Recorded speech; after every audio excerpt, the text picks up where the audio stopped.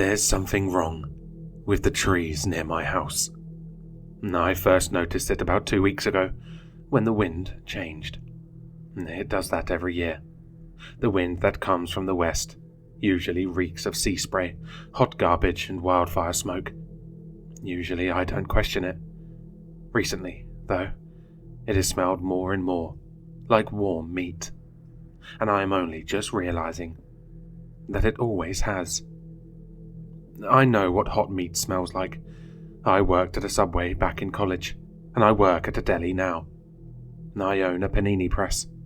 At the request of my son, I have put salami on my eyes like cucumbers at a spa. I know what the smell was. This was meat. This was blood, fat, and muscle tissue. I got acclimated to it quickly, like the scent of sulphurous sprinkler water. It was more of an inconvenience than anything. It was just another nasty smell I had to deal with on my day-to-day journey. I wasn't sure where it was coming from, but a point came where I didn't mind all that much. But then I decided to go camping in a local park with my son, and I think I found the source. I've always been pretty good at camping. I was an Eagle Scout. I spent a month living off the land after I graduated from high school. I was settled down, with college and my scouting days far behind me. A girlfriend who gave birth and abandoned me and the kids, and a wonderful son I would do anything for.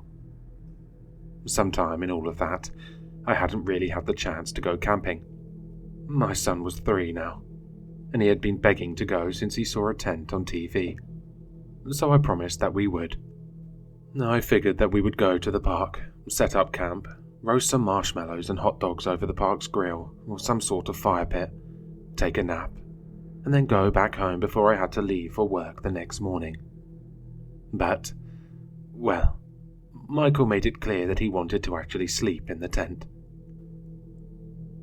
I figured a long walk would tucker him out, so after we set up our campsite with a small assortment of toys inside the tent, we went on a walk around the ark, down by the river. There's something they don't tell you about having a 3-year-old.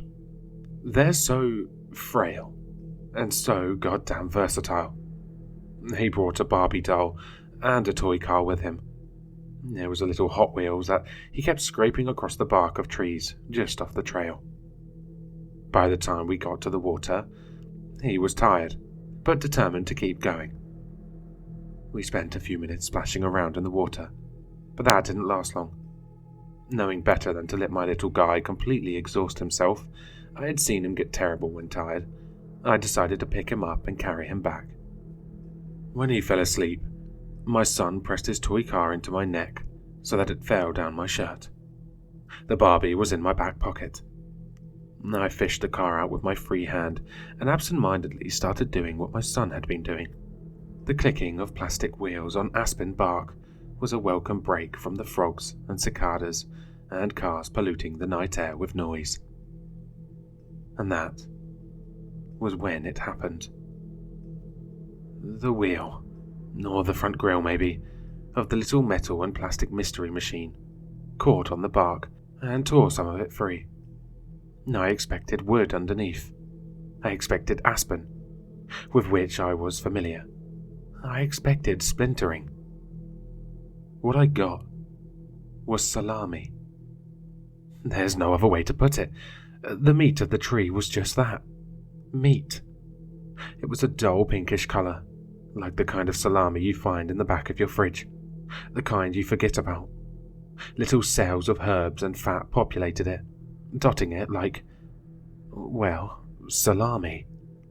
That's the only way I can put it. I wanted to stop and investigate, but truth be told, I was not in the mood. I had a limp 3-year-old on my hip and shoulder, and a campsite waiting for me. If I wanted to know more, I was going to have to wait. I returned to camp, put my son in his sleeping bag, and dreamed of lunch meat. The next morning, I decided to be methodical in my exploration. Morbid curiosity spurred me on. It was like an itch I just had to scratch. It was Sunday, so my son was going to church with my mother. That was our agreement. She would watch him while I worked in exchange for being allowed to take him to church on Sundays. She wasn't a part of a doomsday cult or anything, so I didn't mind. I brought a hatchet, a notepad, pen, and a flashlight. I didn't think I would need a light, but I figured that it would at least help me determine what I was looking at, if I was looking at anything at all. You see, I know my meat. Everyone in this town does. It's just a side effect of living here. We have a massive butcher's shop. Not massive in terms of size, but popularity. We have so much of it that they sell it for cheap. It's cheaper than water. It's more plentiful than bread. Our town has traditions, like senior year high schoolers sharing prosciutto on the 50-yard line until their lips meet. Welcoming home college kids and missionaries with plates of brownies and cold cuts, coronaries and cardiovascular disease by age 35. I know my meat. I can tell different varieties apart from just a glance. What I found was that, at the edge of the woods, the trees were normal. They were aspens, birch, and spruce. They were the kind of trees you might expect to see in a normal forest. My incisions with the edge of the hatchet showed just that. The second layer was as far as I had walked with my son the night before. Salami, pepperoni, pork, thick grey slabs of unsliced roast beef. This is what populated this second layer. It was odd, and I took pictures and made notes of every variety I found. Different sausages, even lardo. It was all meat. The river intersected the path there, cutting the section in two. On one side was the second layer. On the other was the third. And the third layer was even weirder. Wind bit my skin and howled through branches as my hatchet hit once more, and I realized that the inside of this tree, just on the other side of the river, was raw. Most of this third layer seemed to be different types of red meat. It was cut, ground whole, and all uncooked. Blood oozed out of the wedge-shaped incisions. It smelled like a butcher's shop in here, and I suppose it was. One thing I noticed, between all the walking, hacking, and note-taking, were the bones. They grew more and more frequent as I walked further in. Periosteum and matrix cracked under my shitty off-brand boat shoes. I hadn't prepared for this kind of journey. I wanted to turn back, but something compelled me forward, drawing me in. I couldn't keep myself from heeding the siren song of what was at the center. The fourth layer had more gristle, more bone, more weeping. What looked like a dog was growing out of one. A rabbit was trapped in another. Maybe they weren't trying to get out, I realized, as I shivered and walked past. Maybe something was pulling them in. But I wasn't sure. I didn't make meat. I just prepared it. I just sold it. As I took another step toward what I knew was the center, the scent of blood and decay got stronger to the point where it was almost overwhelming. The air was pregnant with malice. The branches overhead were thicker, blocking out more of the noonday sun. I would have brought my shirt up over my nose if I thought it would have helped, but I knew it wouldn't. The stench was like a god. It was all-powerful, omnipresent, overwhelming. Along the same vein, my flashlight didn't do much to help. It illuminated about a foot in front of me. The darkness was dense. It couldn't quite cut through it. It was enough to see, though, and I pressed on, determined to get to the middle of the forest, just down the block from my house. Keep in mind, I wasn't far from home. This was technically a part of the public park my son and I had camped in the night before. I had spent time in this stretch of trees in my entire life. I didn't know why I was seeing it differently now. I still don't. The thing in the middle wasn't even pretending to be a tree. It was in the shape of it, sure, but it hadn't grown bark. It was a large, fleshy mass made of hundreds of human bodies that were writhing and fused together. Flesh of all colours and kinds, smooth, waxy, packed, was wrapped around a trunk made of bones, organs, and other viscera. There were 3 giant holes in it that oozed blood and mucus, that stared out at me like eyes. The true horror of all the writhing, all the rotting human meat was only revealed when the beam of my flashlight panned up, held in one unsteady hand. Then I could see that the holes it had for eyes were not empty, but that the irises of 2 nauseatingly wet balls of bloodshot sclera were projecting the promise of an endless void of thick, vitreous humour within.